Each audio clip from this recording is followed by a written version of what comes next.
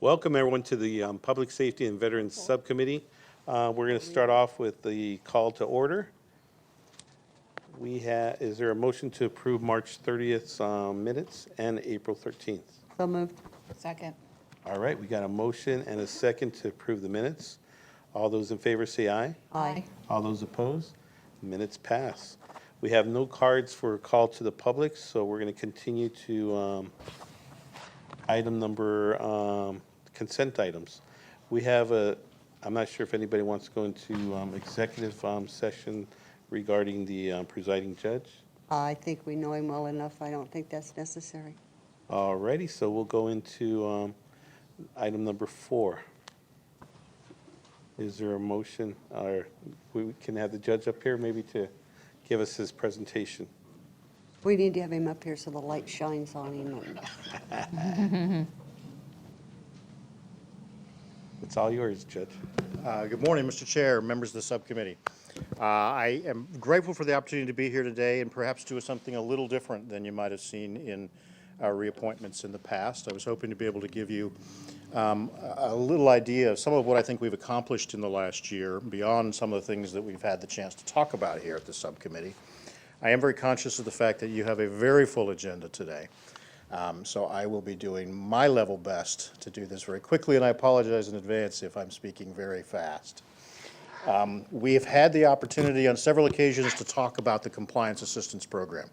I really think that's become the flagship of a cultural change in the court, a cultural change in the way that we deal with the public and that the public interacts with us, and what I hope is part of the beginning of a sea change, not just across Arizona, but in fact at the municipal court level across the country. And I really believe that we are starting to see that. You're aware, I think, of what the Compliance Assistance Program entails. We have found extraordinary results. These are even last week's results, but we're closing in on about 4,700 participants. That's 4,700 success stories, people who are now compliant with their obligations with the court and have the opportunity to get rid of those collateral consequences like driver's license suspensions and the others that are holding them back. Because we have had the opportunity to talk about that several times, I won't go into it more in detail at this point. I will mention that anecdotally, we really have gotten a lot of very positive feedback from the public. These are some of the comments that we've received from them. We have had stories, for example, as people have come back in to tell us that simply by virtue of getting that driver's license back, they had received a raise in their job at work. Some of those times significantly. We've had others that have told us about job offers that had been on hold that they were then able to take advantage of because of getting the driver's license back. So we are very excited about having had the opportunity to provide that opportunity for lots of individuals. Another thing that we've done this year is we partnered with the Motor Vehicle Division, and we have put self-help kiosks in the building. So there is now the availability for customers in the courthouse and defendants to perhaps not have to wait in line for the MVD office in order to accomplish quite a few things, many of which are very helpful in their disposition of the cases that they have in front of us. As you can see from the list, there's quite a few things that you can do on them.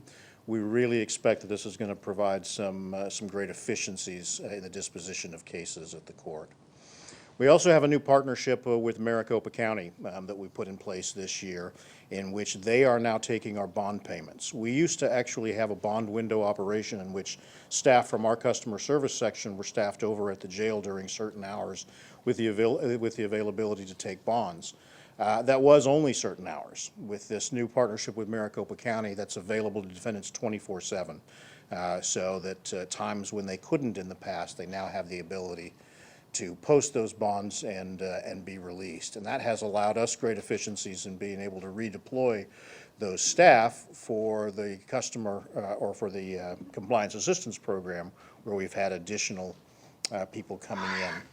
One of the things that I am most proud of is the launch this year, about 4 months ago, of a full behavioral health court, something we have never had before in Phoenix. We have become very good over the last 5 years, very efficient at being able to process cases where competency is an issue. But that was the end of what we'd been able to do. Well, we now have a court where people who are competent and yet still suffer some unique challenges because of mental health issues are able really, using kind of the Veterans Court model that we pioneered, to have access to services, mentors, be in touch with the people who can actually help them be successful. I'm quite excited about what we're seeing there. We have had the opportunity, as we talked about during the recruitment process last year, to take a look at our master calendaring system. Knowing also that we have had a significant reduction in the number of filings over the last several years, and that meant that there were areas of our courtroom time we were not using as efficiently as we could have. We took a look, and based on that and some budgetary requests from the city manager this year, we will be closing 2 full-time criminal courtrooms this summer. It's the first time this court has ever actually done that. The good news is that this will not only provide some ongoing cost savings for the general fund, and it will make us more efficient. I am confident that we will be able to do this without adding any time to the time that it takes for people to get their cases resolved. So the public will not notice a difference. It will not become harder for them to get their business done at the court while we do this. We also talked about the great need for the court to move forward on its case management system, which has been antiquated. With your help and discussions with you last year, we presented to the council our plan for moving forward with an upgrade. That was approved by the council. We then went to the Supreme Court's Commission on Technology last November, and we secured about $1.8 million in state grant funding in order to be able to do that. This really is going to put us in a position to begin leveraging all the technology that's available. It's a multi-year program. I am confident in the ability of my IT staff, as they've demonstrated so far, to be able to do that. It is by far the least risky. It's the most efficient, the most cost-effective upgrade option for us that will take us into the future, and we're firmly on track to do that now. Just really quickly, what do I see as the next big steps that I think are important for us? We will be taking a comprehensive, holistic look at our pretrial detention practices. We want to make sure that when we have anybody who is in custody with the Maricopa County Jail, that they're there for a very particular reason. And that we are using all available resources to try and make sure that people who do not need to be in custody in order to secure their either the safety of the public or their return to court are not in custody, using whatever practices we need, and that if they are in fact a danger to the public, they are in custody. That's going to take us quite a bit of retooling and looking at how we've done that in the context of the fact that this has become very much a national conversation. We have for several years now had domestic violence review dockets. My charge to the staff in the court this year is going to be to create a very robust domestic violence specialty court. We're going to be able to do that. I believe, again, without the infusion of any additional resources, we have what we need in place. We have what we know about some of the best practices and the ability to implement them. And I have a team of judges and staff that are well positioned to do that. I'm excited about what we'll be creating. We will be taking a very hard look at what it really means for us to make sure that the public and our staff are safe in the building. I'm confident that today we are doing the best we can and that they are safe, but there are steps that we need to take as the world changes around us, and we will be doing that. And then finally, we will continue to leverage the technology on the CMS upgrade. Sorry, I know that was quick, that was a lot, but I would love to answer any questions that you have. Any questions from my colleagues? Any comments? I'll make some comments. All right. Thank you, Mr. Chair. Judge, you have done an outstanding job. I appreciate all the efforts and the versatility of your accomplishments. You have really, I think, reviewed the court, making it more efficient, but you've been very supportive of your staff. I will tell you, I haven't had one complaint from anyone who is in that building, and sometimes I do pass some on the street and get comments, and everyone is very pleased with your performance to date, and I think we're very lucky to have you as the chief judge. And Councilman, thank you. Councilmember Geiger? Wonderful. Thank you for your leadership. It's been great working with you. I think we made a good choice and look forward to the next item. Appreciate your focus on making the system more fair and just. I'm glad we're not pushing people to make bad decisions, max out their credit cards, or making it so that people are more likely to drive without a driver's license. It is my sense that even if they were not doing so legally, people were still driving without those licenses, and at least we can look them in the eye and say, we are giving you a path that is affordable and responsible to get back in the right. And it has been wonderful to meet people who've benefited from these programs and really can get on a better track with their life, maybe make more money. So that is very exciting. Thank you for being our partner on helping us manage the budget. No one likes to close down courtrooms, but if we can do it and keep service levels at the same, that is great news as well. We're trying to be very frugal and diligent about looking at our expenses at the city, so appreciate your partnership. I'm looking forward to what comes next on pretrial detention. I think there are some best practices from around the country and even some of our neighboring cities that we might be able to adopt and help create a safer community while being financially responsible. So thank you for your leadership. Councilmember Pastor? Well, we had this conversation yesterday, but thank you for in all courts, but in particular, we were talking about the behavioral health court, and I'm just mesmerized by what you have done and how you've gone about it, and the training that some of the judges have. I'm very impressed by that, only because it's a specialty. And you have to understand it also and be very patient during that time. So I appreciate all the work that you've done.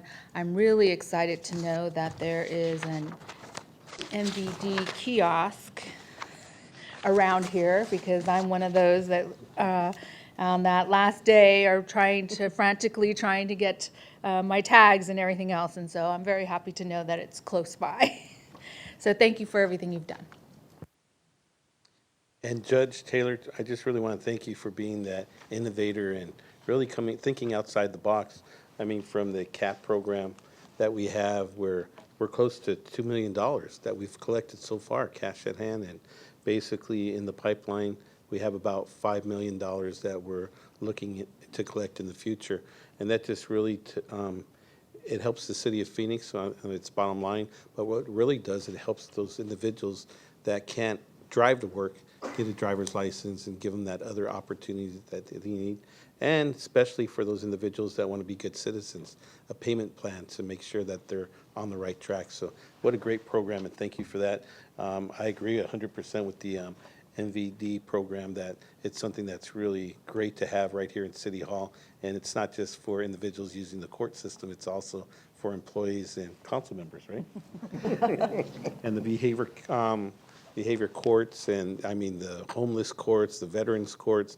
I mean, we've really been thinking outside the box, where we have other courts coming to the city of Phoenix just to look at our best practices, and just really focusing on those needy communities. And I want to thank you for the continuously thinking outside the box and now creating that behavior court that's really needed, and also the savings of closing the 2 criminal court rooms, thinking and looking at your budget and being good stewards with our tax dollars. So thank you for that.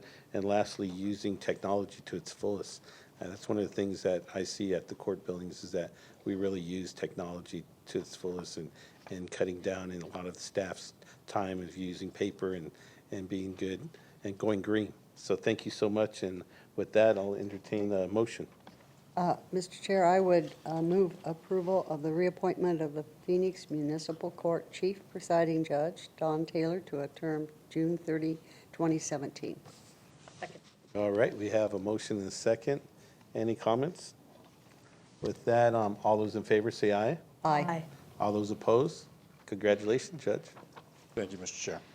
All righty, we're on consent items. Comment on item 6. Okay, so we'll pull item number 6. So entertain a motion from items 7 to 12. Move approval. Second. Sorry. All right, we have a motion and a second. All those in favor say aye. Aye. All those opposed? It passes, so we're on item number 6. Maybe if we can have somebody, all right.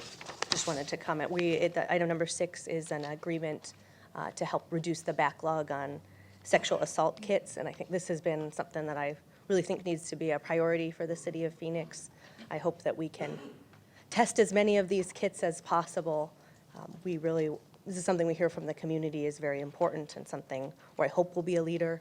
In last year, where there was opportunities to pursue funding that we didn't always pursue, so it seems like we're doing a great job and taking up those opportunities this year, and appreciate Chief Roberts serving on the Governor's Commission that's looking at this issue. It really is important to all Phoenicians, but particularly to the women in our community.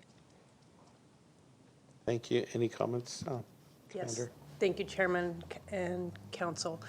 We are very devoted to this cause, and we are moving in to test all procedures on sexual assault evidence collection kits. And we do about 70% testing right now, so this is going to increase us about 30%.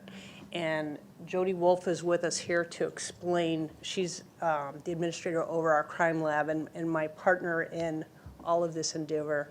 And we are absolutely devoted to this. We sit on different committees for county protocol, which we are both authoring to govern all law enforcement on how to proceed with sexual assault investigation, to include the analysis of all sexual assault kits. And Jody, if you wanted to touch base on the grant process. Good morning. Thank you for the opportunity to speak before you. We recognize that this is a very important issue to the community. It's also recognized at a national level, and we're very excited to participate in a national initiative to test sexual assault crimes evidence collection kits. We supported last year an application on behalf of the Maricopa County Attorney's Office to request funding from the New York District Attorney's Office to test sexual assault crimes evidence collection kits from all law enforcement agencies in Maricopa County. We have been, as a result of that award to the County Attorney's Office, participated in forming a multidisciplinary team to identify best practices for our local jurisdictions. And we have made a lot of progress to date on collaborating with all partners across the criminal justice system in pursuit of that excellence. We have continued to pursue funding and identify both departmental procedures as well as laboratory procedures to support those best practices. Thank you so much. Any other comments from my colleagues? With that, I'll entertain a motion. Move item number 6. Second. Alrighty, we have a motion and a second. All those in favor say aye. Aye. All those opposed? It passes. Thank you so much. Mr. Chair, could we take item 17 out of order? Absolutely. So we'll go into item number 17 right now. The unlawful restraint of dogs ordinance.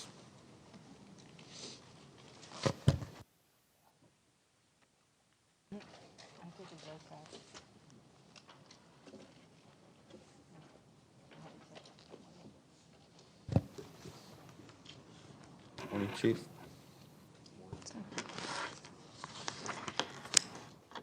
It's all yours. Good morning, Chairman Nowakowski, members of the subcommittee. I'm Vicki Hill. I'm the city prosecutor, here with Assistant City Prosecutor Jessica Breedlove and Assistant Chief Dave Harvey. Before you is a draft of an ordinance regarding unlawful restraint of dogs, also known as tethering. Tethering refers to the act of fastening a dog to a stationary object and leaving it unattended. The proposed ordinance would amend Phoenix City Code Section 8 and would regulate restraining a dog outside. Significantly, the draft prohibits tethering by unreasonably restraining a dog's movement. Sorry, I'm getting a cold. Further prohibits restraint during extreme weather conditions. Other jurisdictions across the country have adopted similar ordinances to address negative impacts of tethering dogs. Though state and city laws address animal cruelty, no current legislation specifically prevents tethering. A first violation of this ordinance would be a civil violation, carrying a fine of not less than $250. A second violation is a Class 1 misdemeanor carrying not less than a 48-hour jail sentence and a fine of not less than $1,000. We are happy to answer any questions. Do we have any questions? Yes, Councilmember Williams. I want to thank you very much for working on this. Sergeant Jeremiah Smith, who does many animal investigations for the city of Phoenix, she's an officer, I think, in Black Mountain. She had frequently told me that she ran into this all the time, and that what we had was insufficient for her to really penalize somebody for mistreating and being cruel to their dog. So I give her full credit for helping initiate this, and for you spending all the time to help develop something that I think is workable. I think we do have a representative from the Humane Society here and support, if you would like to invite him up. Absolutely. We have a couple cards. Tom, if you can come on up. You can, just right there, it's easier probably. Feel free to take the microphone out.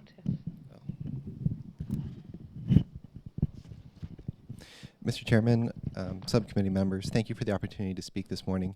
My name is Tom Krepich. I'm a resident of the city of Phoenix and a volunteer district leader with the Humane Society of the United States.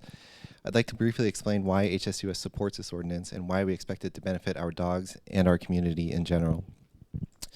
As soon as a dog is put on a tether, his risk of harm increases significantly.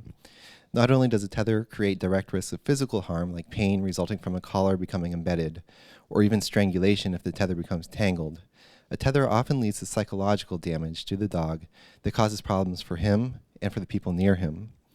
Because dogs are naturally social animals, forcing one to remain tied up outside can make him lonely, bored, and anxious, which can lead to aggressive behavior from an animal that would not otherwise act that way.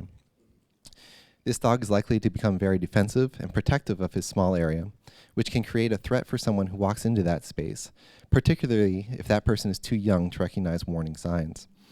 In fact, a study released by the Centers for Disease Control revealed that chained dogs are 2.8 times more likely to bite than dogs who are not chained. And when the people involved are less than 12 years old, that ratio increases to 5.4 times. A dog whose movement is restricted will also have his options in the traditional fight or flight instinct restricted. If he is not able to flee to safety, he will be much more likely to respond to a perceived threat in an aggressive manner. Additionally, the sheer loneliness and frustration that results from being continuously tethered, as well as pent-up energy that results from lack of adequate exercise, will often cause a dog to bark so often that the noise becomes a nuisance to the public. And finally, all of these negative impacts of tethering are likely exacerbated by severe weather, and as we know, Phoenix is certainly not a stranger to extreme heat. The proposed ordinance recognizes all of these issues. By preventing unreasonable tethering, our city is taking significant steps toward improving the quality of life for our dogs and for our community. HSUS is pleased to support this ordinance and thankful to Councilwoman Williams for her leadership on this issue. Thank you for your time. Thank you so much. We have JC. Is it JL. JO? JL, okay. I'm sorry about that.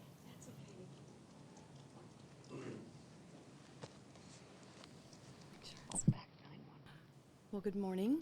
Good morning. Thank you, council members, for allowing me the opportunity to speak on behalf of Councilwoman Williams' ordinance and proposing the tethering of the restrictions. So my name is J.L. Slavens, and I am a board member of Phoenix Animal Care Coalition, PAC 911, and I also have a personal story to share as well, why I believe we need to support Councilwoman Williams' ordinance. On a personal note, I was personally involved with rescuing a family member's dog. It was during Thanksgiving, and it was in the Midwest, and of course it's cold over in the Midwest, and the family member received a new puppy, 3 to 4 months old, and very short-haired, and they actually chained that puppy outside. So you can imagine a fun family holiday turned into a little confrontation, because it was very important for me and my husband to rescue that puppy after learning that that's where the life of that dog would be. We were successful. The good news is it was a happy ending. We were successful in working with our rescue organization, and we had adopted out since then that precious angel. As a PAC board member, we have a coalition with other about 100 animal rescue organizations in the state of Arizona. And we do have a story that I wanted to share with you, the impact that happens when dogs are tethered or chained during these harsh summers and even in these freezing conditions in Arizona. So this little guy's name is Wilson. So I'd like to, and I know this is one of our brochures. You can't see the picture, but he was one that was very important to put in our PAC brochure. And I'd like to read it to you. When it comes to helping animals heal and get to a point of adoption, PAC 911, Lulu's Angel Fund, is not always about medical needs, such as the case with Wilson. This beautiful pit bull was the victim of extreme neglect and abuse as he suffered every day living his life at the end of a chain. Wilson had no shade and endured the brutal summer sun, followed by the coldest of cold days and nights as the seasons changed for years on end. There was no protection from the elements, little food, and inadequate water to quench his extreme thirst. And often his bowls, and I say plural, his bowls were empty. Wilson suffered every day and languished in his misery with no end in sight. But with miracles that happened, our partner, Mingus Manor, changed the life of this sorrowful dog. With no social skills, because it has been mentioned earlier, when dogs are tethered, there are no social skills that are built in. He was offered a foster care with some boot camp training, and he has since been adopted. And so with this, I wanted to share those two stories personally and on behalf of PAC 911, why this is so important to support and improve Councilwoman Williams' ordinance. Thank you. Thank you. Any other comments from my colleagues? That's the last card. I would move approval of this ordinance. All right, we have a motion and a second. Any comments? I just want to make a quick comment. I really want to thank Councilmember Williams for being a strong advocate for animals, and especially for those individuals that can't speak. You know, those are pets, and a lot of times, you know, people are doing it innocently. So it's really educating, and that's one of the things that the Animal Task Force has done, is educated people on just little things that you think, tying a dog to a tree, and sometimes you forget to put water or food. I mean, it's just those simple things, and they don't understand that if you tie up a dog all day, that dog is going to want to play.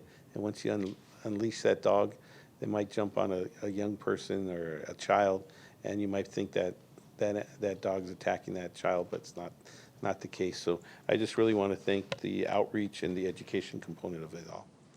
Chief, is there any closing remarks or anything? All right, with that, all those in favor say aye. Aye. All those opposed? Motion carries. Thank you so much. Thank you all. And we go back to item number 13. We're talking about the veterans stand down. Little update.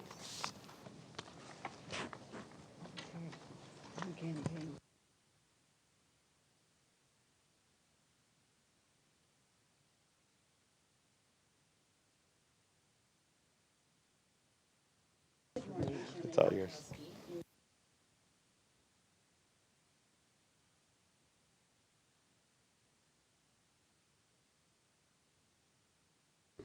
Thank you.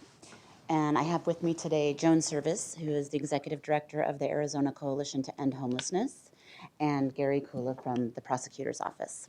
So we just wanted to come today and, I'm sorry, I told you I was going to do that, Public Defender's Office.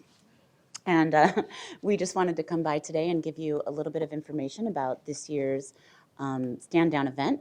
It was very successful, and it's the largest stand down event in the nation, and it's a national best practice. So, do I have the clicker? Thank you. Thank you. So, we've made a lot of progress in ending veterans' homelessness since 2009. As you can see, homeless veterans are about 8.5% of the homeless population, but that's down 35% since 2009.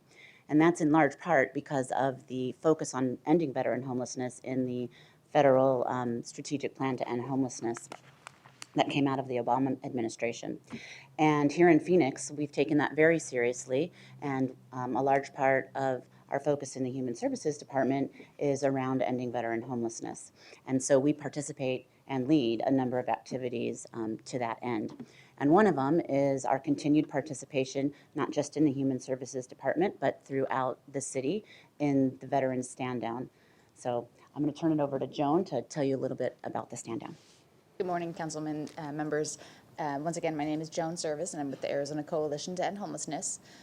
Wanted to talk a little bit about the stand down, just the model of the stand down. For those of you who are not familiar with stand down, it's basically, it dates back to the Vietnam era. Basically, stand down meaning respite from battle. That was, obviously removing soldiers from the battle lines and giving them rest and allowing them to recuperate. We carried on this model and provide stand-down events and basically provide respite from life on the streets. We have a Maricopa County stand-down that happens once a year. It's usually January, February, March. It kind of just depends on working with the Veterans Memorial Coliseum. But we invite homeless and at-risk military veterans to come in and receive that rest and recuperation. And it's not just rest. We obviously have shelter for them, but the goal is to have almost a one-stop shop of all the necessary resources and services that might help end their homelessness. We actually, at the Arizona Coalition to End Homelessness, we provide kind of that administrative operational infrastructure and support to the stand down. We not only run the Maricopa County stand down, but we also run stand downs throughout the state in 9 other communities in the state.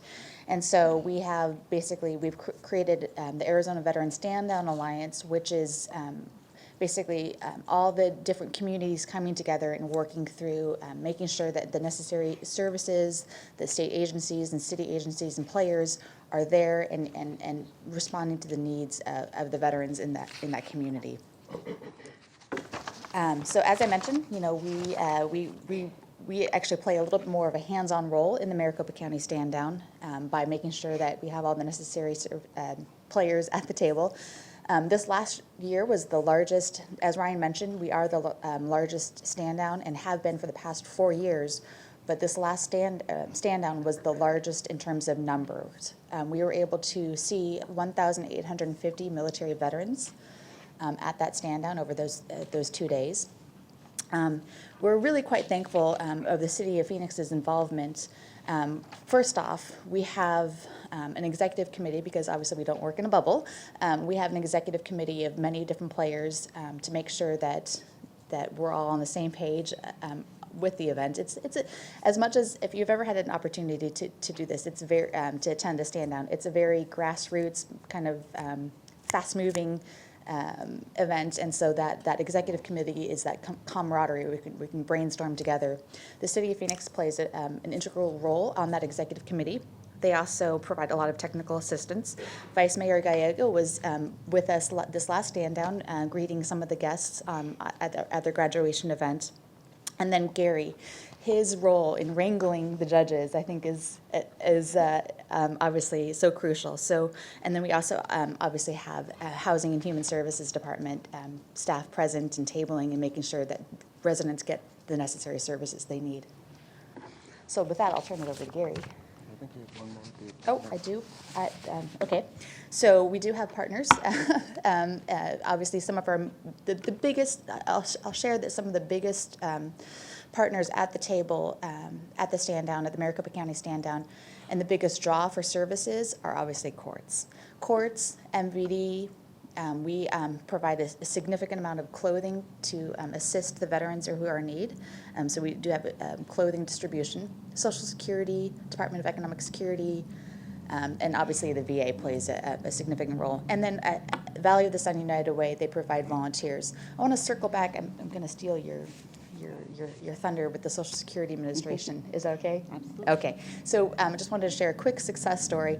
We had a veteran who attended this year's stand down who went through the Social Security Administration, was reconnected to his benefits, realized that he had back pay, and was so excited that he would be able to end his homelessness, he did a jig, an actual jig in the middle of the stand down.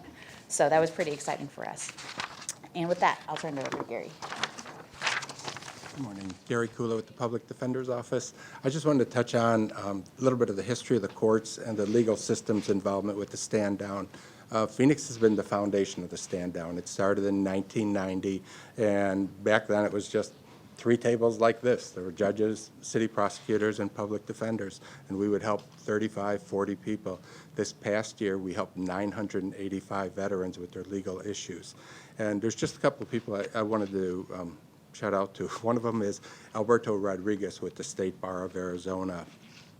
In the past, we only did criminal cases. Once the State Bar got involved, we were able to help veterans. You can see all the different areas of law that we're able to help them with outside of the criminal arena.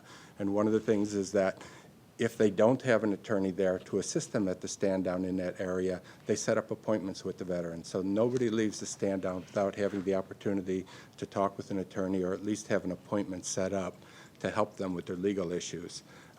One of the other significant contributors was the law firm of Snell and Wilmer.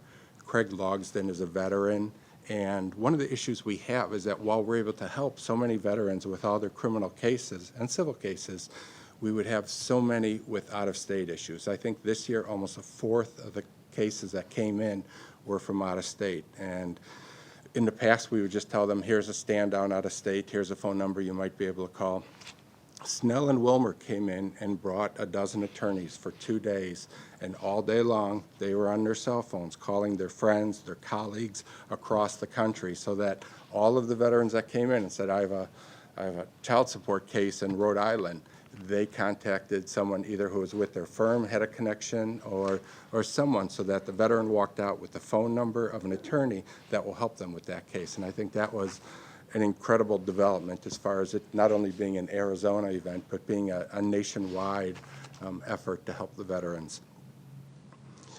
Superior Court also became a player in the stand down about 6 years ago, and that's when a number of cases really exploded. You could see right now we're at 40 courts. We had 32 judges, commissioners, and JPs last year, and we had 12 makeshift courtrooms. As I'm sure Vice Mayor Gallego can confirm, the courtrooms, this would be a courtroom right here. I could be a judge.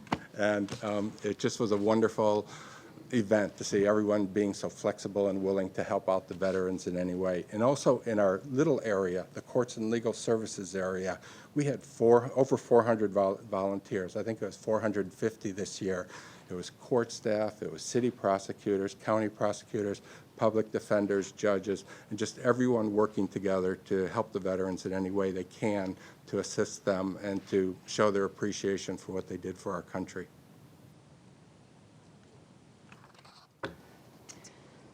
Okay, so this is just a quick description of some of the other things that happen at the stand down. As Joan said, we like this to be a one-stop shop, somewhere where veterans can come and really feel a sense of rest, relaxation, that all of their needs are being met, which is so different from living on the street or even living in a shelter. So we do information and referral services to housing, to food, Social Security, child support services. Sometimes we're able to achieve benefits right then and there.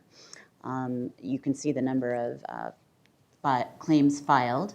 Also, quite a bit of healthcare. You can see we had many ultrasounds, acupuncture, things like that. We also did things that you would do in your everyday life, like get a haircut or get glasses, if you can only imagine having to walk around every day without good vision.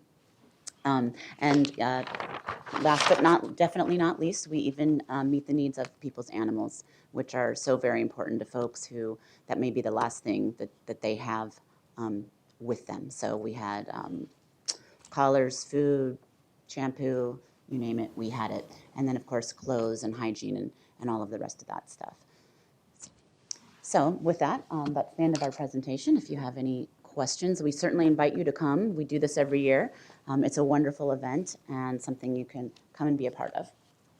Any comments? Councilmember I Gay? want to thank the many city employees who gave up their time, including weekends, to be there. It was wonderful to see so much of the city stepping up and some big smiles for helping people. So please give our thanks to the people who are not here who were part of that. We had a great support from the Public Defender's Office, Human Services. I think most of our court system appeared to be there. And it was great to see the city of Phoenix leading the way, although it's wonderful that the county has stepped up in a big way. And we even had some smiling folks from the DMV, which I had not seen before. So great news. And it's good to know that you're a judge wrangler as well, so another talent. I think these are really important. It was important to me to help educate me as an elected official, certainly earlier stand downs and just learning about all the fines that people had on top of them and how hard it was for them to get right with the city or this whatever jurisdiction. I think that paved the way in some ways for the Municipal Compliance Assistance Program, just seeing what a difference it could make for these veterans and asking, why not for more people as well? If the goal is community safety and not to be an additional tax collector, let's take a hard look at this. So I think even the earlier portion of today's meeting, it owes a little bit to stand down and educating the many elected officials and policymakers who attend. I also think we do owe a thank you to Snell and Wilmer. It was neat to see them using their very broad network. While I was there, someone was calling up a buddy from law school. I think it was in New York City, so I don't even want to know what the billable hours that this case cost, but probably more than $1,000 of legal advice just for that one individual. So really helping people get right. And what a wonderful success. I hope we can bring it to more people. But thank you to the three of you for your leadership and a great and very successful event. Any other comments? Just want to thank you all for what you're doing and all those nonprofits, because it's really a lot of nonprofits. When you walk into the Veterans Coliseum, it's a one-stop shopping for veterans. I mean, you can get clothes, you can get a haircut, you can get services, and the city has other services that they provide, and nonprofits are there to help out also. And it's not just for the veterans themselves, it's for their families also. And then you mentioned the pets. So it's really a great event. It keeps on growing every year, and there's other components that are added to it. So thank you once again. And I know that our mayor is really in trying to end homelessness right here, especially with our veterans in the city of Phoenix. So thank you for helping the city of Phoenix and becoming part of this team that we have to end homelessness. And the next is item number 14, water safety and awareness update.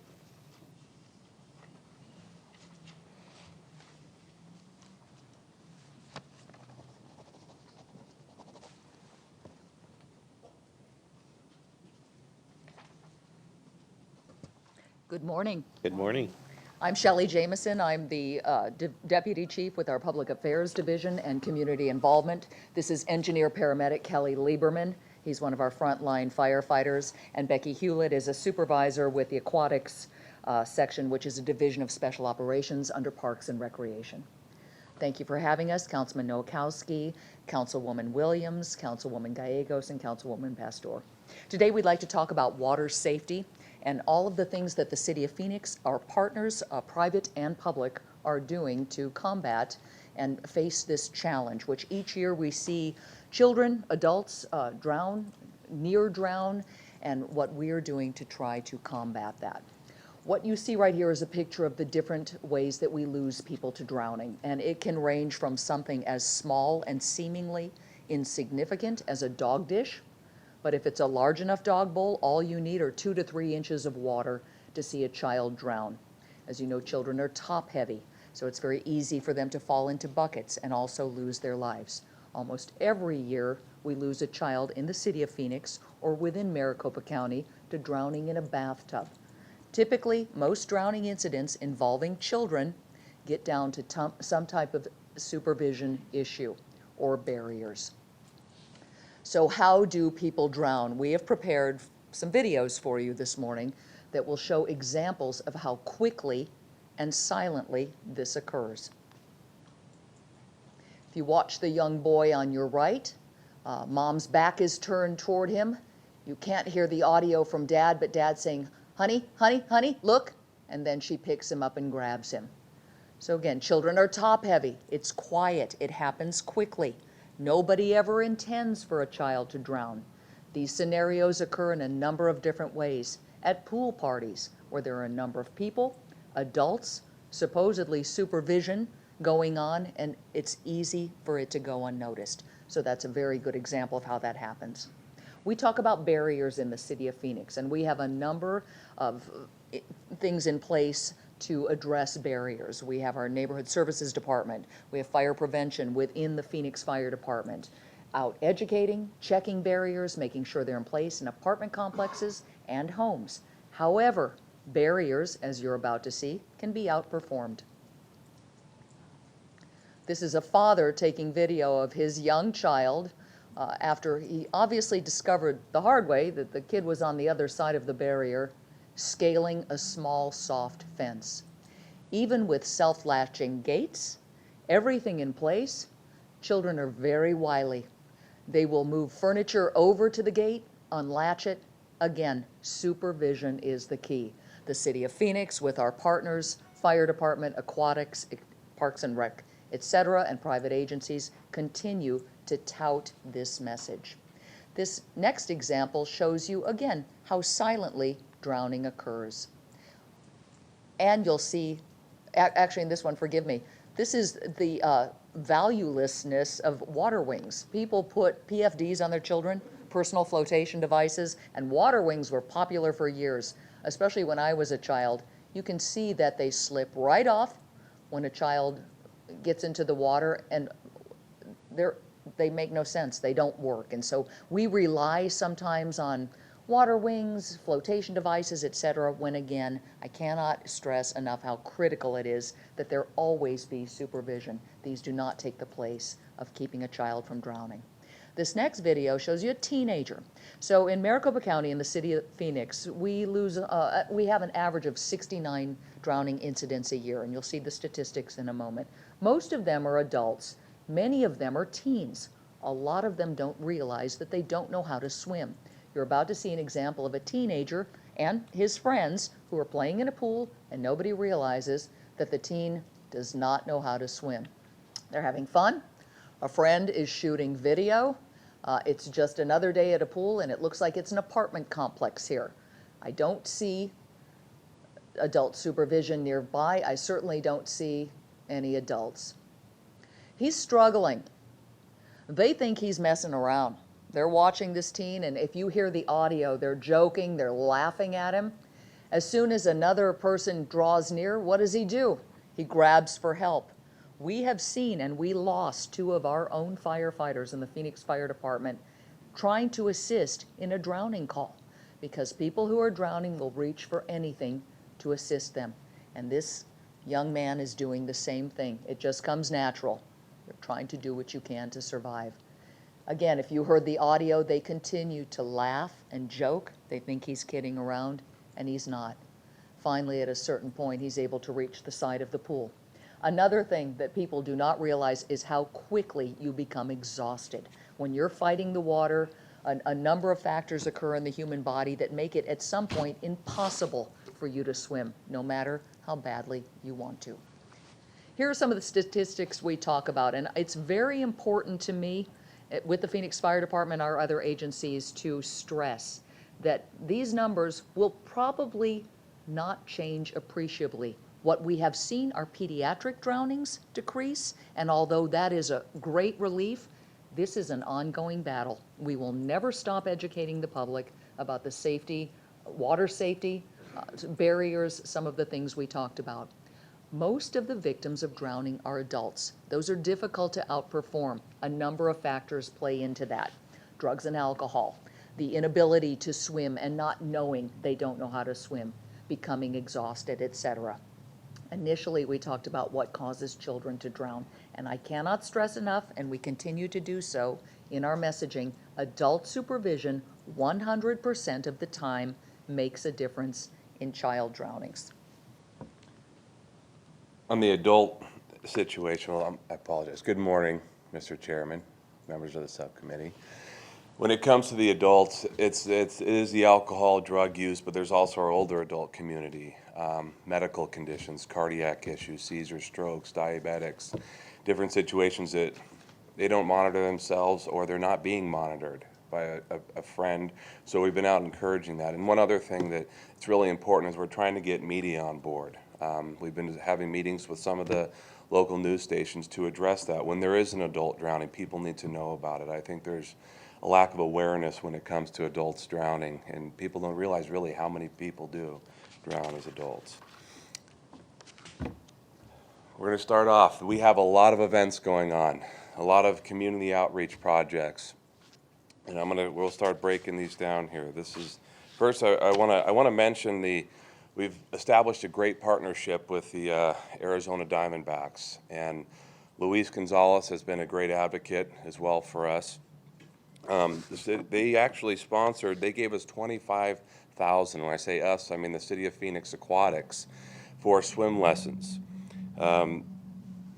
They extended the swim lessons for an entire month of August, and then also got the swim lessons from $15 to $3 a month. So getting a lot of community members out there. We think that sometimes $15, okay, it may not be much, but it is a lot depending on how much you make and then how many kids you have as well. So the $3 does have a great impact on how many children we can teach. Also, a lot of CPR awareness going on with the Arizona Diamondbacks and promoting things at their baseball park as well to get people involved in swim lessons, posting PSAs during games. So they've been a great help in getting community members out there to the pools.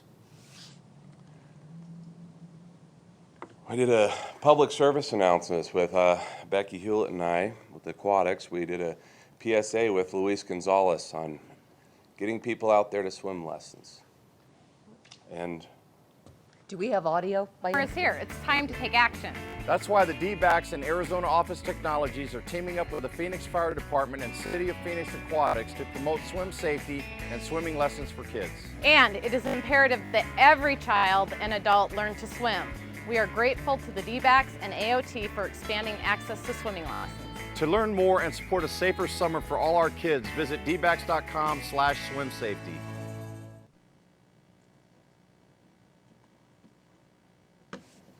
Good morning. Thank you for having us here this morning. So I'm going to talk a little bit about what we're doing with SRP. SRP is one of our proud partners and have been longtime partners, and they do a lot with water safety to support aquatics and the fire department and with our messaging with water safety.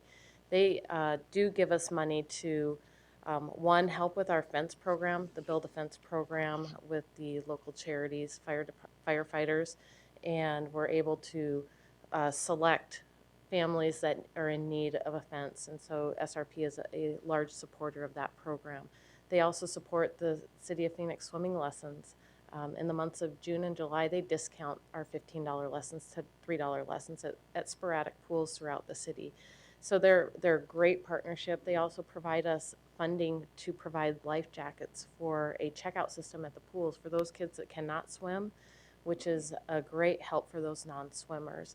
And then they also provide funding for kids to come to our pools to swim for free with our Cool Kids program, the kids who cannot afford to go on their summer vacation when their summer vacation is at the pool.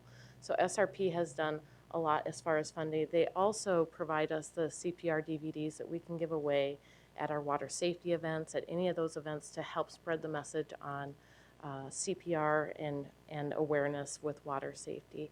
They also provide us the checklists for the door hangers that we utilize when we do wave walks with the fire department if there is a drowning in the City of Phoenix. And we also use those at our water safety events to get the messaging out on what you need to do at home to prepare your home for people to be around the water and make it as safe as possible. With the City of Phoenix, we offer over 3,000 classes in the summer. That's approximately 15,000 to 20,000 participants that go through our programs in about 8 weeks. And so each summer we are working very hard at the pools to try to teach as many kids how to swim to curb the drowning. We also teach kids, not just kids, but we also teach adults. And as you saw in the earlier statistics, adults are drowning at a very high rate. And we are offering that service to adults to teach them how to swim. It's important that they learn how to swim so if they are watching kids around water, they don't become a victim themselves if a child gets in trouble and they try to help someone. So we do offer those lessons as well. The United Phoenix Firefighters Organization, Local 493, created this Adopt a Pool Fence program back in 2001. And it went on for almost 10 years and then took a little break. We weren't able to get the funding until 2014. And we were able to get more funding. And since April of 2014, we've actually installed 17 pool fences. And there's a selection committee, which involves myself, Becky Hewlett, and then a member from SRP, because people submit these applications, and then we have a guideline that we follow to see who's most qualified for these pool fences, see the number of children in the house, income, how old the children are. So it's been very impactful thus far. Another one of our really important partnerships is the Cigna Healthcare. And Cigna Healthcare provides us funding every year to program water safety programs at all of our pools. We receive $37,000 from them each year to implement programming that touches kids from 6 and under to our 17, 18-year-old kids. We have it's not just swimming lessons, but it's the Cub Club program, it's the Discovery Guard program, it's our Junior Lifeguard and Lifeguard Academy programs. Those are all programs that are free to the kids that teach them specifically water safety and prepare them if they want to take the path of becoming a lifeguard to get them ready to do that. They also provide funding for Fiesta del Agua, which is our kickoff event that will be happening on June 4th this year, as well as all of our itty bitty beach parties, which occur on Fridays. And those happen for our families, 6 and unders, and all their family members as well. Okay, very exciting. This is the SOS program, Save Our Summer. This was created back in July of 2014 when Mayor Stanton created the ad hoc committee with council members Nowakowski and Councilman Valenzuela as co-chairs. We actually spent quite a while creating the curriculum for this. This was very intense. A lot of partners involved with this from multiple, even from our City of Phoenix Police Department, as far as addressing neglect issues, alcohol use and parent, you name it. We had Neighborhood Services, Maricopa County in there, SRP, Phoenix Children's Hospital, Banner Health. We had so many agencies involved to get these specialists involved to create this curriculum. And so now we're at the point now where Becky and I, as instructors, experts, we've taught 27 other instructors now. And they've gone out and taught over 500 participants in the community.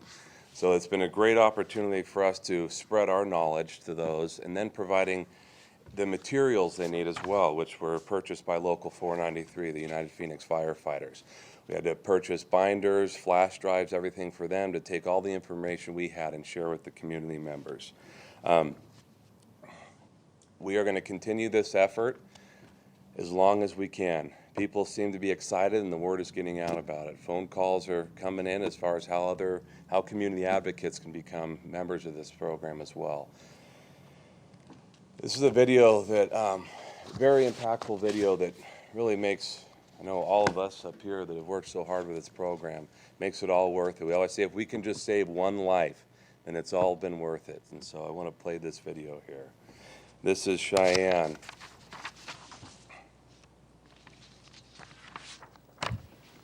Shylin Bradley. I go to Mark T. Atkinson Middle School. I was playing with my friends, and then I noticed that a boy had been pushed into the pool. I noticed his distress signals and his head out of the water, and that he was panicking, and that he was moving very quickly. SOS Water Safety. Benjamin taught us at Maryville. And how did you feel after you saved him? That I was awesome, because I saved someone's life. And do you think you would have been able to do that if you hadn't taken a water safety class? No. Save our summers. So that is a true story. That's not staged. So what had happened is she had gone through, so Becky and I had taught a class to one of the parks employees, and they hosted a class at Maryville Pool. And this was one of the students, and she was at a party, and a 5-year-old boy got pushed in the pool that couldn't swim, and she jumped in. She'd recognized the signs of distress, jumped in and rescued him. So very impactful. And then this, Well, I'm very proud to say this, and it's an honor that we've been recognized, not just nationally, but internationally. Becky and I had the opportunity to go out to Canada as keynote speakers and speak to Ontario Parks and Recreation out there about our program and collaborating with the fire department and aquatics and bringing in other organizations and agencies to help prevent drowning. So it was a great opportunity for us to get out there. The word is spreading. We've got something coming up here. Austin, Texas has been inquiring about our program and what we're doing. So the word is out there that we're making an impact. So it's very exciting. We're up and coming. So we've already started our kickoff for the season. We started with our April Pools Day, and it was a media event where we did a mock drowning event at the point with one of our partners to get the message out that we really need to be aware of what's going on. And the fire department did a mock drowning. They talked through the scenario, and we have a quick video on that one as well. Take it!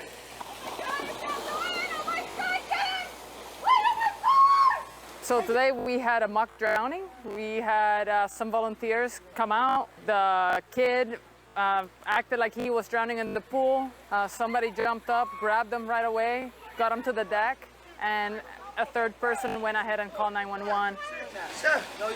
Once they got here, they did everything right. They started taking over, finding out how long the child had been under the water for, getting the vital information so they can relay that back to the hospital.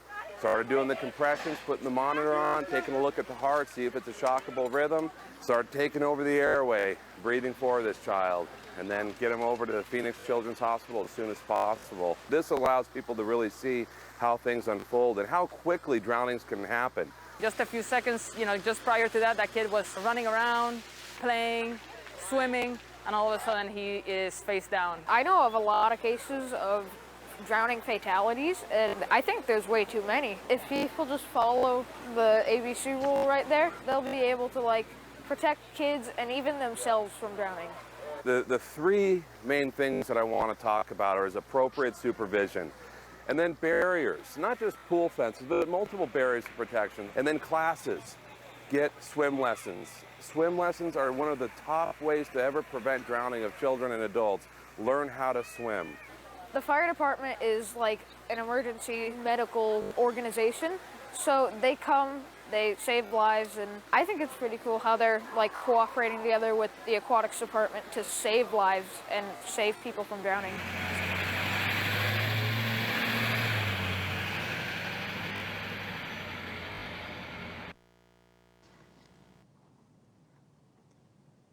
Another important partner of ours is The Point. So The Point allowed us to hold this mock drowning each year, supports this effort. And as you see, though it is a dramatization, I think people really get the flavor. Every year we've had one of the bystanders at the pool who, although we make an announcement that we're about to perform this mock drowning, they always jump up and run over thinking that it's some type of an emergency. So typically, we rely on the media. We see the headlines at the evening that say, child drowned today, near drowning. That does not reflect the reality and the tragedy that drowning is. And so the near drownings, what they don't see is that these children end up in Casa de Los Angeles. They breathe through a ventilator. They eat through a tube in their stomach. Near drowning is not a happy ending.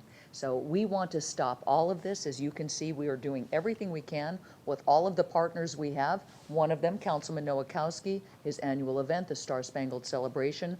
We will bring our water safety information to that. Tremendous opportunity to capture families, one-on-one, just like the SOS program is performing, etc. Azulado, another event that's coming up May 18th, and we partner with Univision, our bilingual firefighters, to take phone calls during the day from families in the community who have questions about, do they have the right barriers? Where can they obtain swim lessons? What are some of the dangers in their home, the water dangers? And it's an opportunity, again, to educate one-on-one. Finally, this is another opportunity, the big print for swim safety. This is a private partner. Arizona Office Technologies came to us and said, how can we help? And of course, the answer is typically money. We need to produce materials. We need links with videos that teach CPR, compression only, etc., which you'll find on the Phoenix Fire Department website, and we're very grateful for those opportunities. here are some more events coming up. We listed them for you. The point of this is that we are doing something every week. It's no longer reactive to the news when they come to us and say, we heard about a near drowning, what are you guys doing? We're proactively sending out these messages and looking for events with aquatics, our private partners, et cetera, to take care of that. So in conclusion to our presentation, you can see that we are working as hard as we possibly can to continue messaging. We will always do so. It'll never go away. With your important partnerships on the council, our private agencies, et cetera, we will continue to perform this task, and it's a gargantuan one. Again, we can tell adults all day long, but children need to be watched around water, and that's one of the things that we emphasize. Any questions from you? Any comments or questions from my colleagues? Well, thank you for what you have been doing, and it's great to know that we are recognized internationally and nationally. One of my questions on the Adopt a Fence, those families that do not receive a fence, what happens? So what we try to do is provide them with the education and as far as where to go get swim lessons. If they have children, let's get them swim lessons. Here's the locations. We try to give discounted prices for them. Because a lot of the times, I mean, there's a lot of applicants for these fences, and some are much more qualified than others, but we do want to try to accommodate everyone the best we can. And so with City of Phoenix Aquatics, of course, and Becky, they're able to do the discounted swim lessons, and provide them all the water safety information that we have. Education is really the key, because what we see is we have a lot of renters in Phoenix and Maricopa County. We have visiting families, and these are very common scenarios. They will move in from out of state, rent a home, or it's a family visiting from out of state, and perhaps the people who are hosting them don't have a fenced pool and certainly don't intend to. They're enjoying their pool without the fencing because they're older adults. They don't have grandchildren, and that's when these accidents happen. So really education, continuous education is the key. Events such as the Asulado, our ability to reach out to non-English speaking members of our community and share this information. And one more thing, Councilwoman, is that we also provide them a resource guide, and this resource guide gives them information on where to get different locks and latches, audible alarms for their doors inside their house. So making actually their home a barrier to get out to the pool, audible alarms going off, locks and latches up on high end windows, so providing them other avenues of barrier protection. Well, thank you, because I was hoping that there was further prevention for those families. I was in particular glad to hear that swimming lessons were provided. So thank you. Councilmember Gallego? Thank you to Chairman Nowakowski for his leadership on this issue, and thank you to all of the team involved with making this happen, as well as our corporate partners. Very exciting that we're taking on such a difficult issue. I think probably in partly thanks to Councilman Nowakowski, you've been working on multiple languages, and so we're doing work in Spanish. And then I think if I remember last year, there was even a little bit of outreach in Somali. So could you give us an update on the diverse populations we are reaching? Because this impacts everyone. Yeah, so with the language barrier, a lot of the refugee communities, we found they have community leaders within those where they're living, and we teach them. And so we've been reaching out to them for them to come and become instructors themselves. We provide them a 4-hour class on water safety, drowning prevention. Therefore, they can go back and target that education to their audience. And it might be a 45-minute to an hour-long class, but they're able to share the knowledge that we have and then come to us, because they are bilingual, and there's 30-plus languages here. That may be shy of how many there are, and so it's great when there is a bilingual community leader that we can educate, and they can share all of that. So we've had a few folks go through the training who spoke a language besides English and Spanish? Yes. And if I may, Councilwoman, that is the value of SOS. We rely on the media, messaging, billboards, our internet, et cetera, but to be able to react to people one-on-one and really dig deep into the reasons why people drown, getting through dog doors, the barriers, et cetera. And culturally, as you mentioned, that's a huge step. They don't know what they don't know. And so that's the purpose of our being able to reach out, educate them personally. And our hope is that this program will continue to grow, will continue to receive funding, support, et cetera. Although there is no funding right now, we're kind of dancing as fast as we can, but finding ways to make it work. Fabulous, thank you. Any other comments? I just want to close by saying thank you, Shelley, Kelly, and Becky. I mean, you guys are really the unsung heroes. Continue to advocate for water safety within our communities, training the trainers. I mean, we only have 3 of y'all that are out there, and now we're training trainers in different languages. That, as Councilmember Gallegos says, that we have such a growing refugee community out here. So, you know, the other thing is, just recently, I mean, this year, we've had 17 incidents so far. And out of those 17, 7 individuals have lost their lives, and 5 of them being adults and 2 of them being children. So a lot of people think it's just the children. It's really the adults that we have to look for. Parents that are watching their kids around a swimming pool that don't know how to swim, and all of a sudden they jump in to save their loved ones. It's just amazing, those stories over and over. They save the child, but then they end up drowning themselves. The other thing that I like to see maybe in the future to bring back is those wave walks that, you know, when there's a drowning in a neighborhood, there's a person that we lost that is known by the neighbors.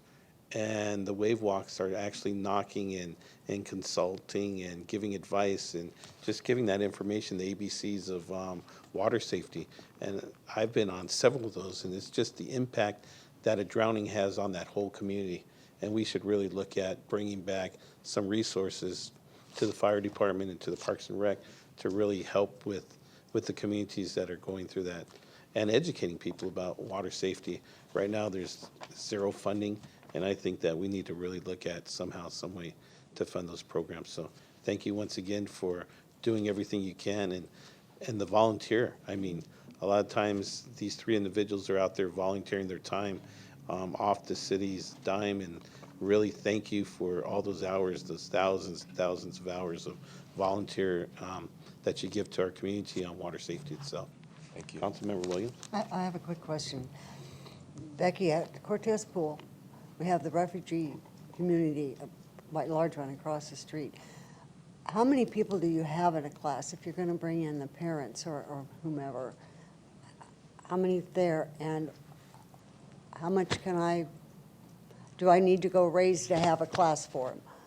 A swimming lesson class or an SOS class?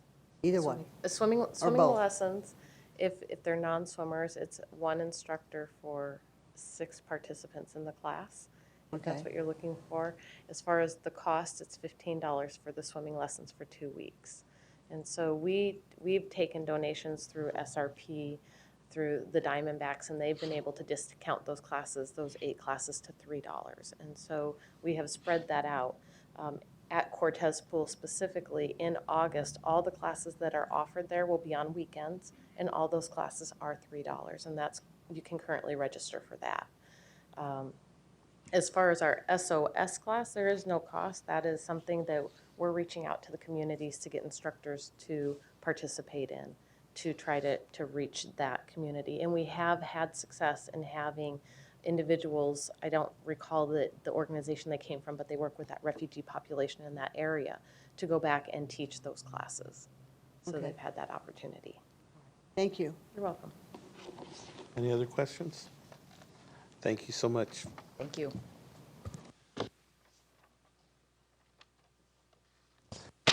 Now we're on item number 15, our legislative update.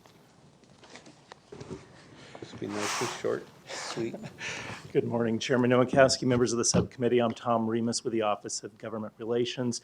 Joining me today is John Wayne Gonzalez, who leads our state legislative efforts. We're here with a brief update for you on some of the bills that you've seen throughout the legislative session related to public safety issues. You have a rather lengthy City Council report in your packet, but John Wayne is going to be talking on some of the bills of interest.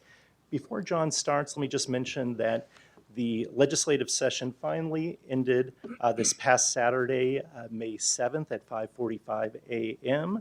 It was a 117-day session.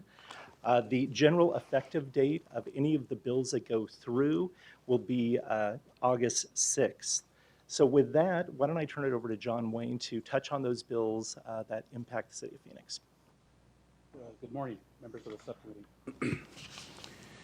Start off with Senate Bill 1257. This was a piece of legislation that would have permitted firearms in state county, and city buildings unless they had metal detectors and security at the entrances.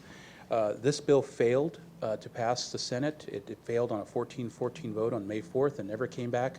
So this bill did not make it to the governor's desk this year. A couple bills that were a part of the December state legislative program, and they dealt with pawnbrokers. The first bill, House Bill 2566, would have prohibited the police department from collecting the transaction fee that's used to help support the pawn shop unit at the Phoenix Police Department. That bill never received a vote on the Senate floor. House Bill 2690, this is a bill that would have moved all pawnbroker regulation oversight to Department of Public Safety, away from local law enforcement. That bill also did not get a final vote in the Senate, so both these bills failed. I'd like to thank Commander Tim Hampton and his pawn detail in supporting our office and our state contractors to help defeat these pieces of legislation that didn't make it to the finish line. Another bill that we had been working on for a couple of years, and this is House Bill 2261. This is a bill that requires law enforcement to be able to regulate EBT transfers at certain places such as adult businesses, liquor stores, certain gaming establishments, and now medical marijuana dispensaries to make sure that you can't use those EBT cards there. This bill did get out of the House before the session ended, and it is on the governor's desk awaiting the governor's signature.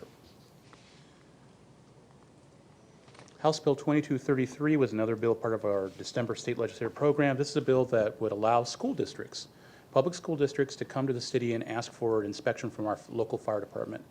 Under the current law, only the state fire marshal has that jurisdiction. Sometimes local school districts wanted things to happen faster and wanted that flexibility, and so this bill did get out of the legislature before the session ended and is on the governor's desk awaiting signature.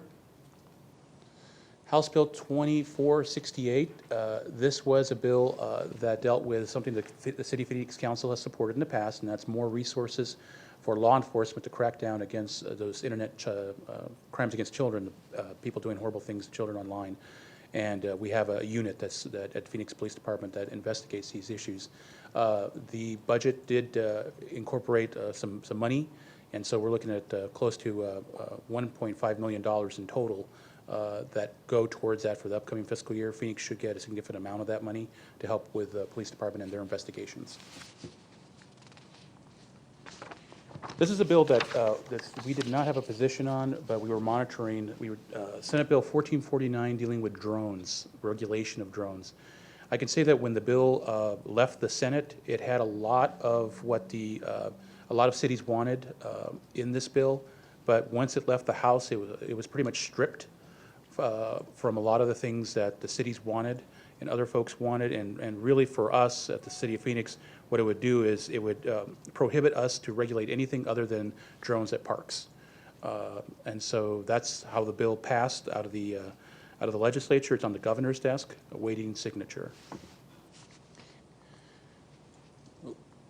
And then finally, one bill of note that we did take a position on because of preemption, Senate Bill 1248, pet store operators, dealers, and regulations. This is a bill that preempted our ordinance that dealt with prohibiting pet stores from acquiring animals from commercial dealers. Our ordinance clearly says it's only from humane shelters, no-kill shelters, and other nonprofits. This bill allows pet stores to acquire animals from dogs and cats from commercial dealers that are USDA regulated. This bill is on the governor's desk awaiting signature.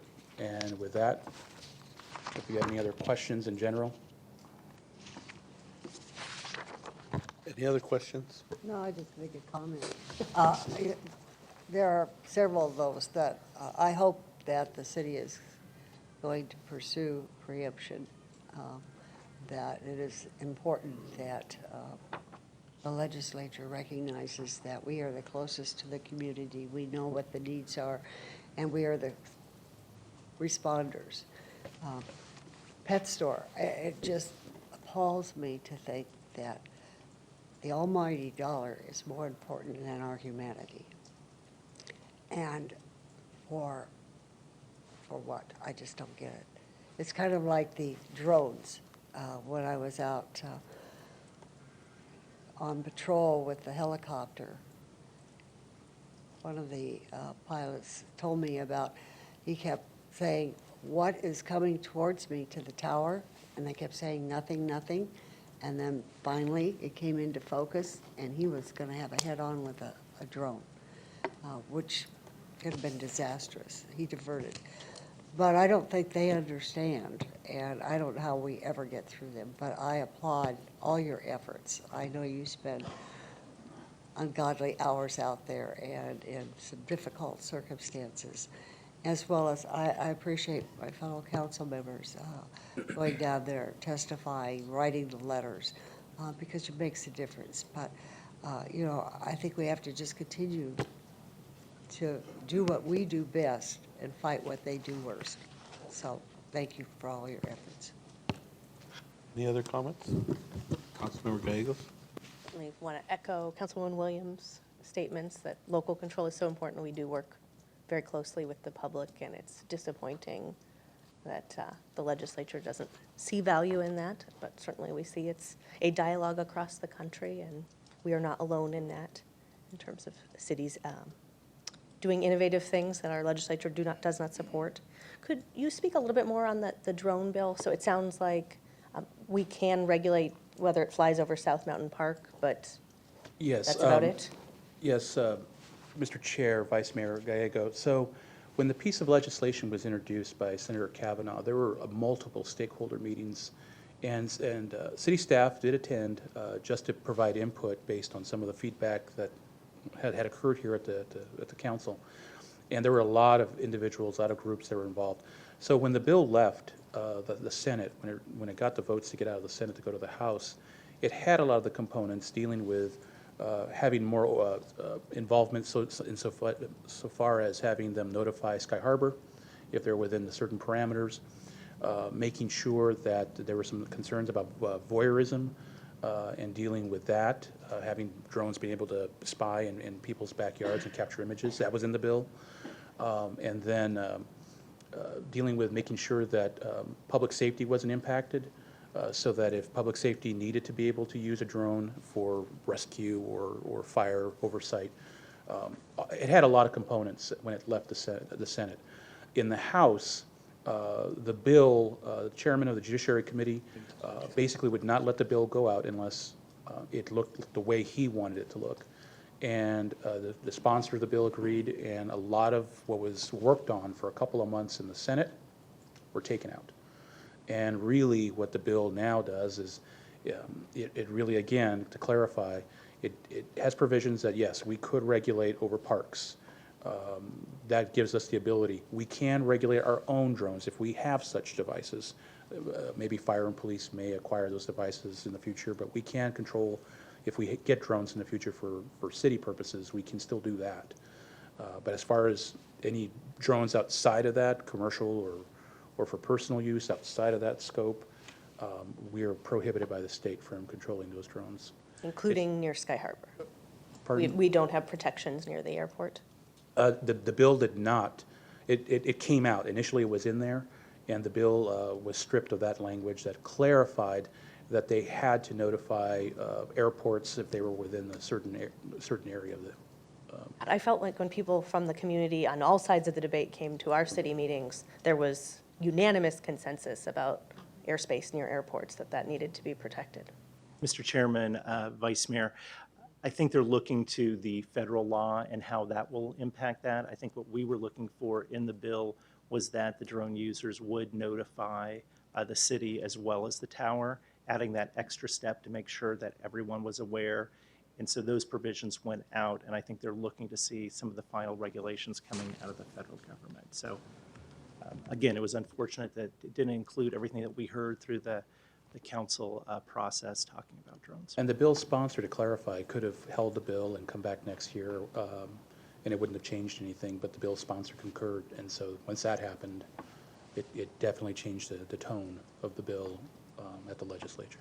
And so right now, Paradise Valley has asked the governor to veto it.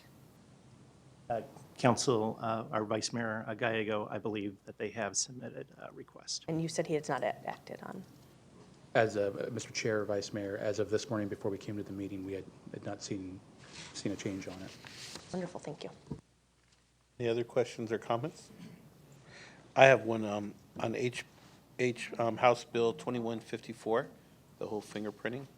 Did that go through, or? Mr. Chair, yes, House Bill 2154 was signed by the governor in April.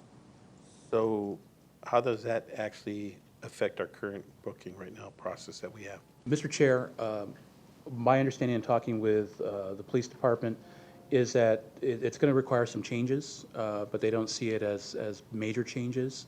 I think it's seen more as just streamlining the ability to get that information of prints taken care of. But when we did speak to our public safety folks, they didn't see it as a big problem. Okay, perfect.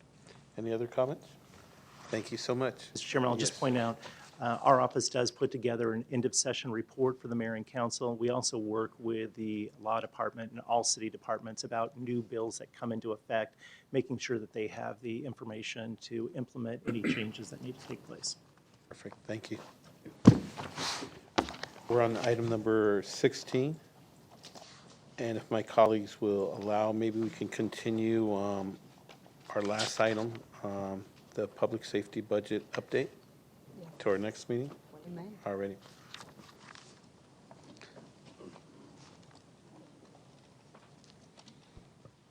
It's all yours. Mr. Chairman, council members, I'm Executive Assistant Chief Dave Harvey. I'm speaking on behalf of Chief Yonner, who's traveling this week to Washington, D.C. for Police Memorial Week. The good news is he's there on a happy note to honor one of our own from Central City Precinct, Officer Phil Akers, receiving a Top Cop Award at the end of the meeting. That's great. So we're here this morning. I'm here with Lieutenant Scott Sauerwein from the Traffic Bureau and Ian White from Legal to provide the subcommittee with an update on the status of the Phoenix Police Department's photo enforcement program. In September 2009, the City of Phoenix awarded a contract to Redflex Traffic Systems to operate a photo enforcement system. Since that time, the program has been managed by the Phoenix Police Department's Traffic Bureau, and at the time that the contract was awarded, the contract was in compliance with all applicable laws and rules. In 2010, originally, the Arizona Attorney General issued an opinion that state law did not require businesses such as Redflex to possess private investigator licenses in order to process the photo enforcement evidence for law enforcement. However, on March 16th of this year, the Arizona Attorney General issued a new opinion that state law did in fact require possession of a private investigator's license with the company. As a result, on March 23rd of this year, the City of Phoenix notified Redflex that it suspended all use of photo enforcement cameras within the City of Phoenix. And at that time, no data has been collected for any photo enforcement cameras to include intersections, vans, and data streams. Although none of the cameras are turned on, the stationary intersections remain equipped with the equipment. And Redflex currently has obtained an agency private investigator's license. However, they have not obtained individual private investigator licenses. With that, if you have any questions, we have. Councilmember Williams? Thank you. When do you expect this to be able to turn the cameras back on? Councilwoman, as soon as the Redflex, the company, obtains individual private investigator license, I don't have a specific date, but it's. Are you thinking a month or a year? A month, not a year. Oh, okay. Thank you. What's the cost to obtain a private investigator's license? Do we know? I do not know. Okay. No, that's being processed by Redflex through Arizona Department of Public Safety. We're not involved in that process. I was just curious of what the cost would be to them. We actually have one card. Any other questions? Or Benjamin, are you here? No, come on up. Thank you, Councilman. I appreciate you letting me speak here. I have some questions for the officers here that are here talking about the photo radar. Several Red Flex employees, including the former CEO, Karen Finley, have been convicted of fraud. The company continues to be a subject of ongoing investigations by the Federal Bureau of Investigation and the Australian Federal Police. Although the agency license has been issued, photo enforcement cannot resume in Arizona until every Red Flex employee that handles cameras evidence obtained a PI license. Do you plan on following the Arizona Attorney General's ruling and will arrest any Red Flex employee that issues a ticket without to a Phoenix resident without a PI license?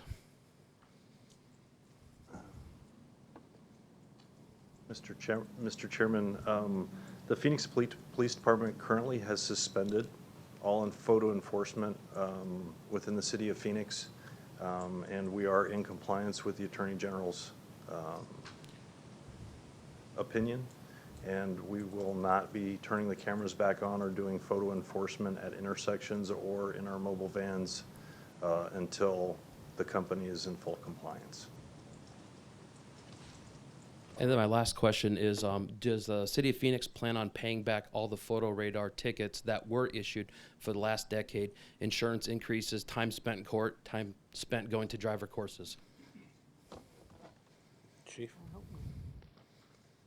Mr. Chair, as of March 23rd, when the opinion was given, any tickets that were in the system or in process were canceled. Anything up until that point were valid tickets and runs through the normal course of due process. Alrighty, thank you. Thank you. Thank you so much. Any other comments? Thank you, Chief. And with that, any future agenda items? Mr. Chairman, last meeting, we handed out a sheet with items that were in queue. We have essentially, with today's meeting, exhausted that list. So unless something comes up, we would suggest no meeting in June.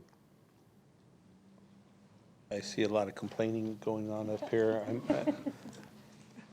I don't think you'll have any protests from us. Thank you so much. With that, this meeting is adjourned. Thank you. Good meeting.